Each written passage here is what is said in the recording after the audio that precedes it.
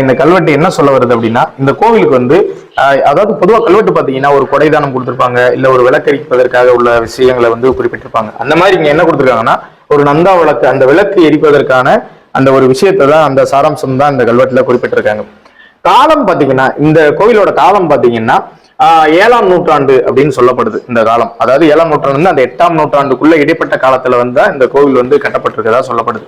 அப்ப குறைந்தபட்சம் இந்த கோவிலோட ஒரு வயது அப்படின்னு பார்த்தா 1200 ஆண்டுகள்ல இருந்து 1300 ஆண்டுகளுக்குள்ள பழமையான ஒரு கோவிலுங்க.